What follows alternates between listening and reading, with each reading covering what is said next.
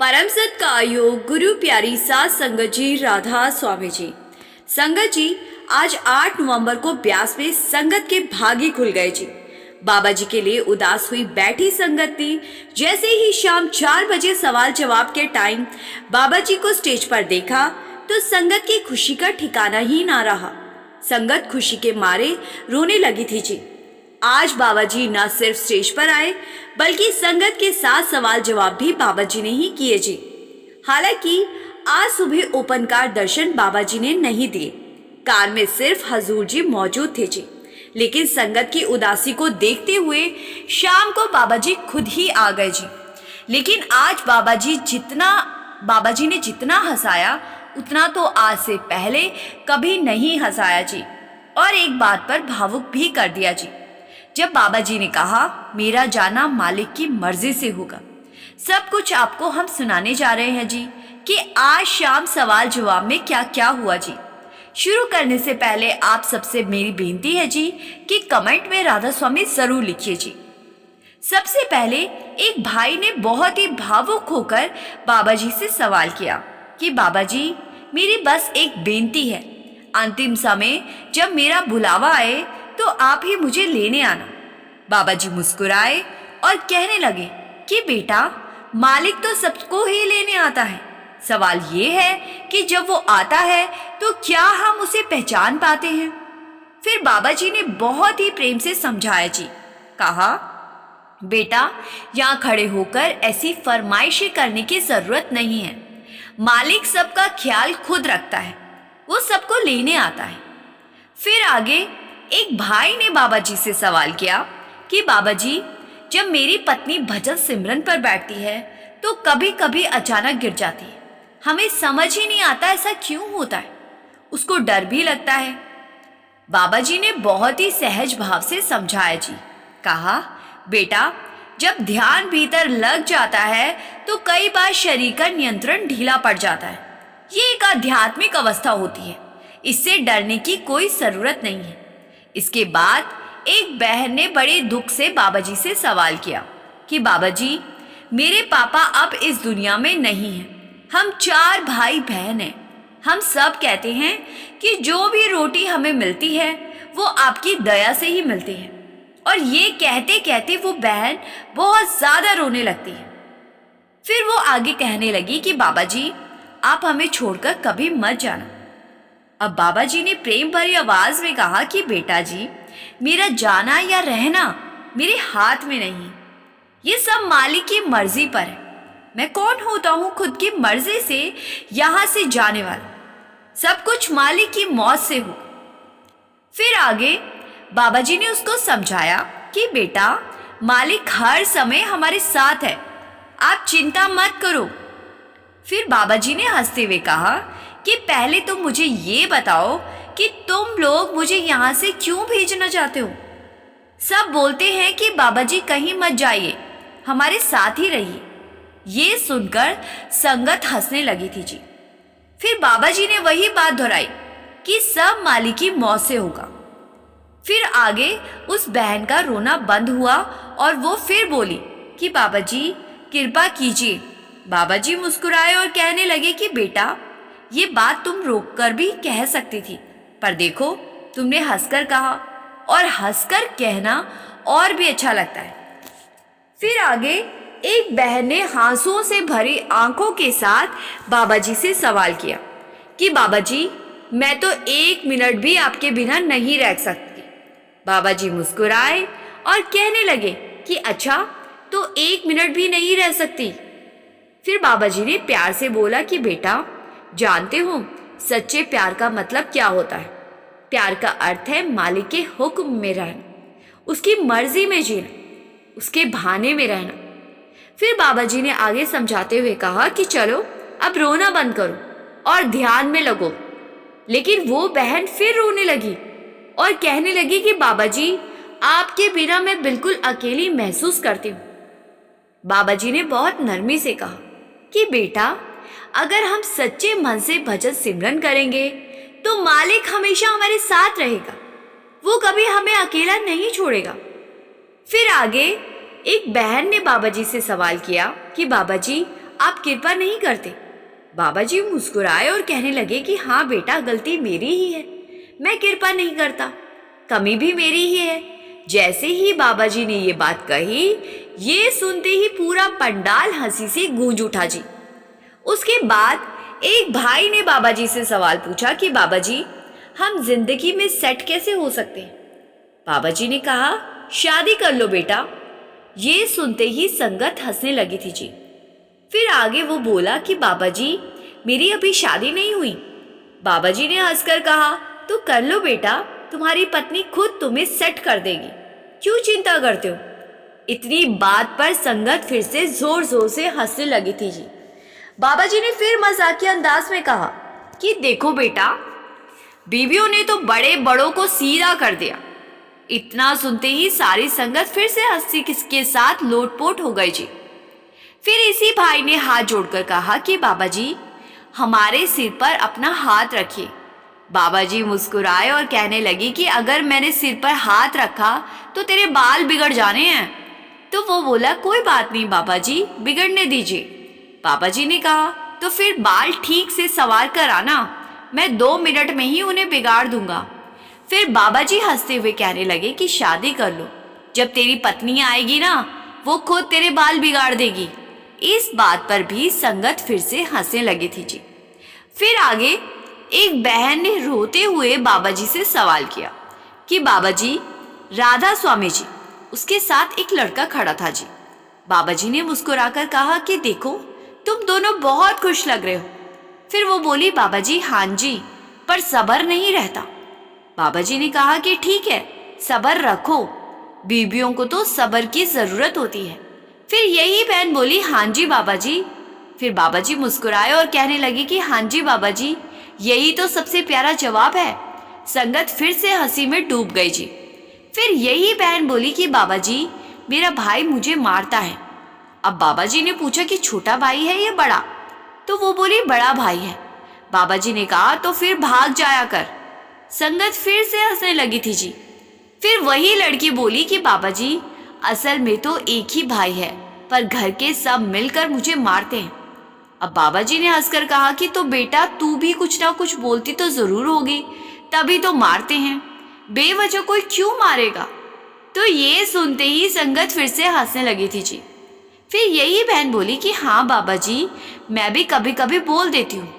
बाबा जी मुस्कुराए और कहने लगे, देखो आजकल बहनें भी किसी से कम नहीं है। फिर आगे एक भाई ने बाबा जी से सवाल किया कि बाबा जी, मेरा भाई ब्यास नहीं आता। बाबा जी ने बड़े प्यार से कहा कि बेटा, हमें हमेशा अपने कर्मों और उदाहरण से दूसरों को प्रेरित करना चाहिए। हम अपने हिस्से की कोशिश करते रहें, कभी भी अपनी तरफ से कमी ना आने दें। हम किसी को जोर जबरदस्ती करके किसी मार्ग पर नहीं चला सकते।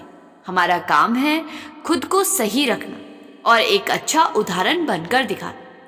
फिर आगे एक भाई ने बाबा जी से सवाल किया कि बाबा जी, मेरा कोई बड़ा प्रश्न नहीं है, कोई मांग नहीं है, बस 2 विनती है।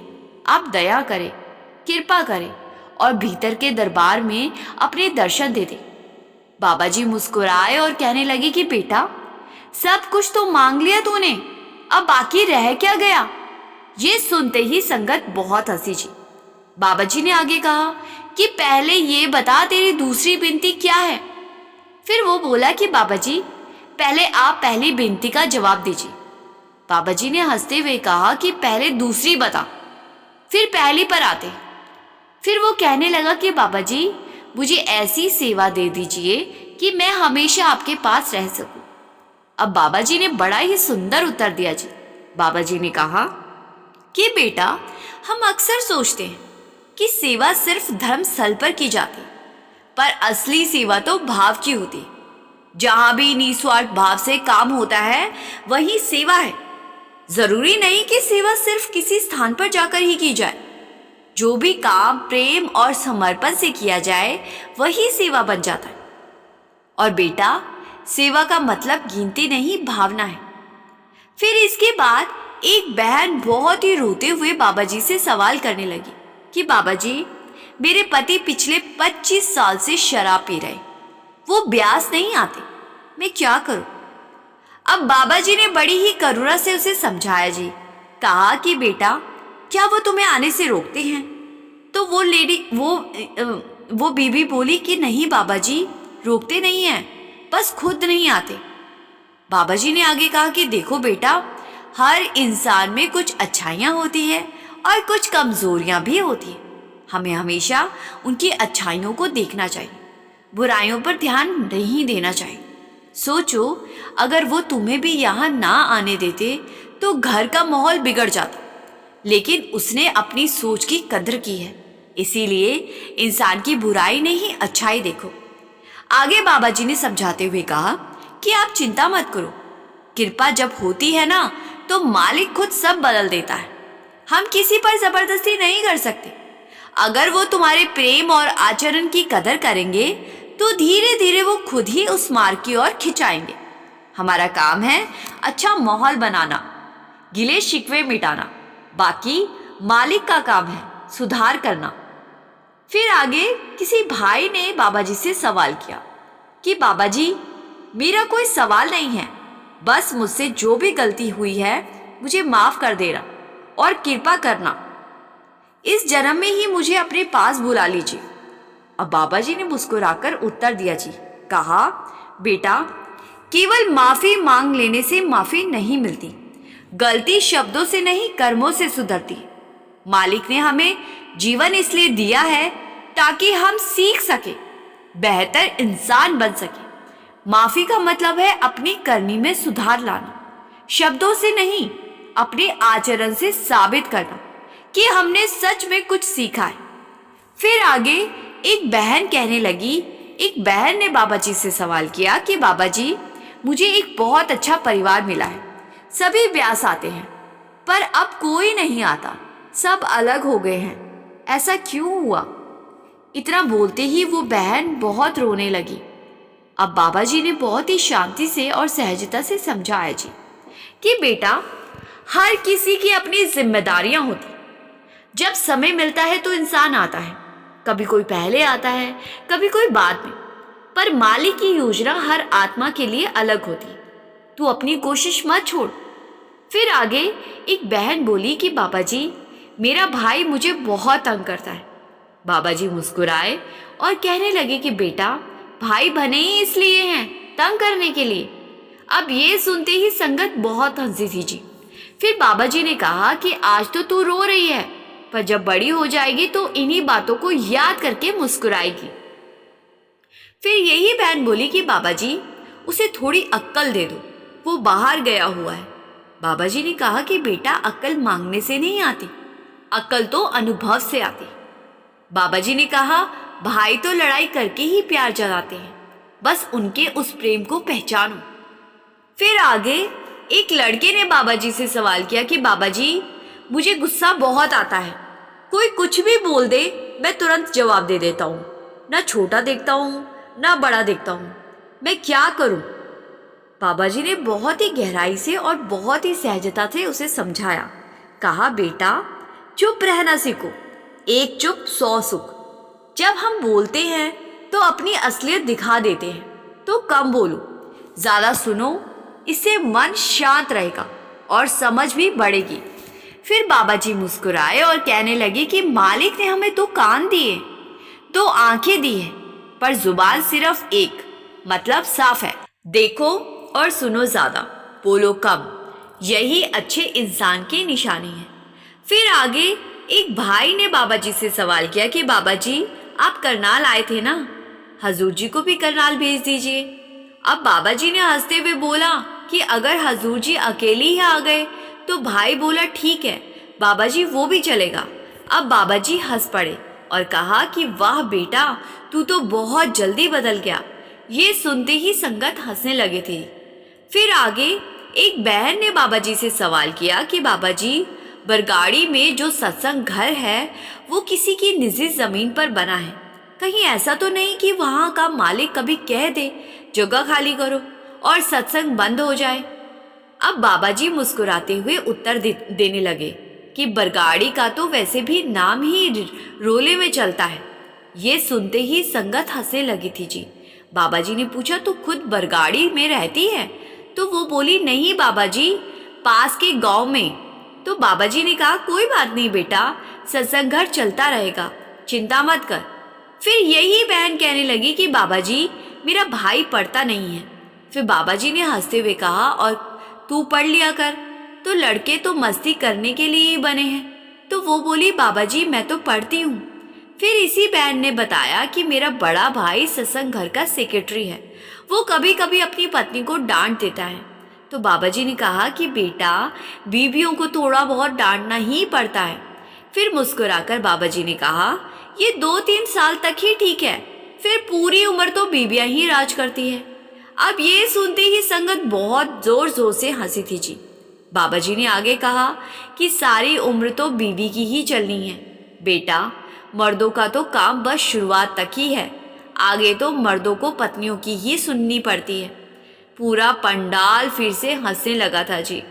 फिर आगे एक बहन ने बहुत ही मजाक में बाबा जी से सवाल किया कि बाबा जी, कि किसी ने कहा नामदान की उम्र 22 साल तक बताई जाती है, क्या इसे थोड़ा बढ़ा नहीं सकते? तो बाबा जी ने कहा, कितनी बढ़ा दूं? 80-90 साल तक कर दूं?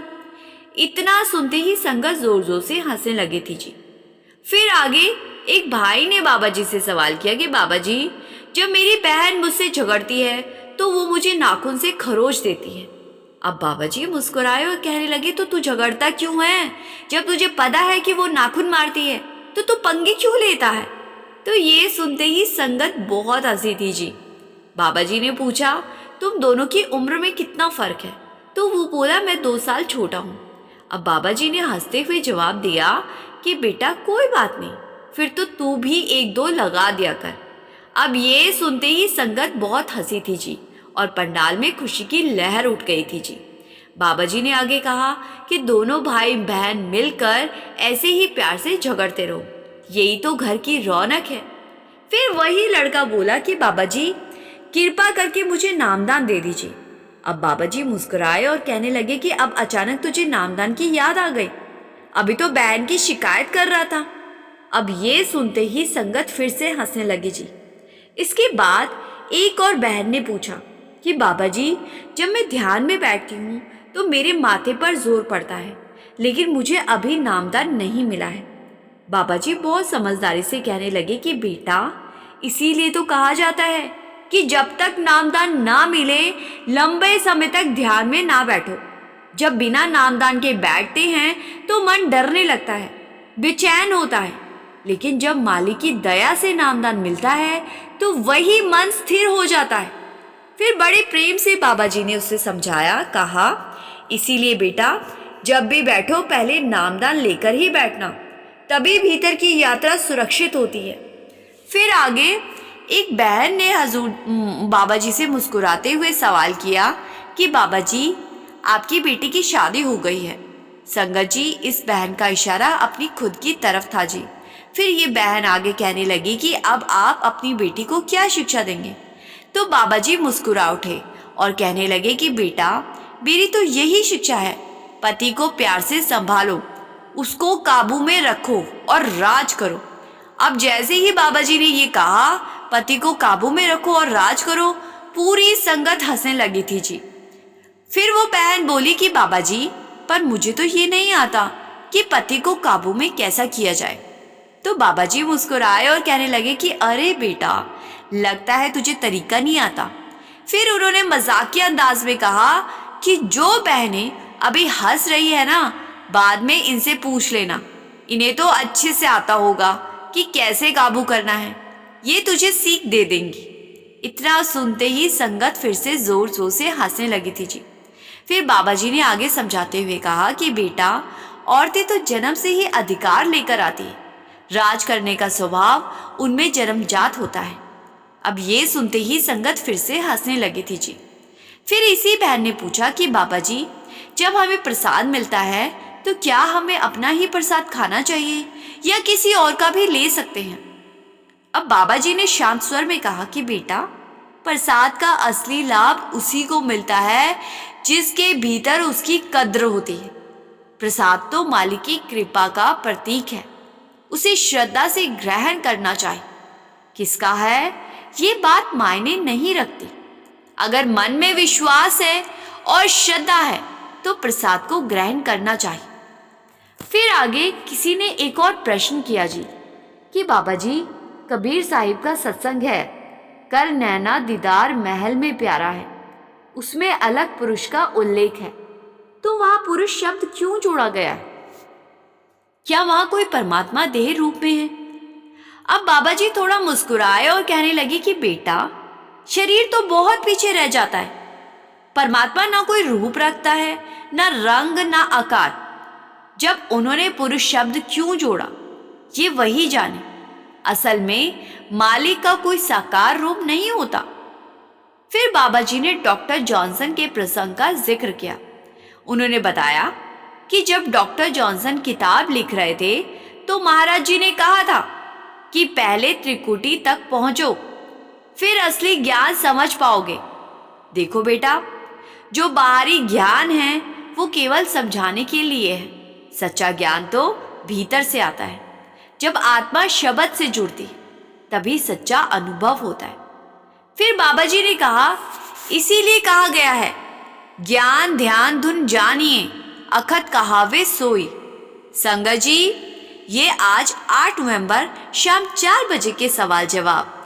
कल बाबा जी या हजूर जी सत्संग भी फरमाएंगे जी। संगत जी, आपसे बेनती है कि अपने इस चैनल को सब्सक्राइब करना मत भूले जी। गुरु प्यारी सात संगत जी, राधा स्वामी जी।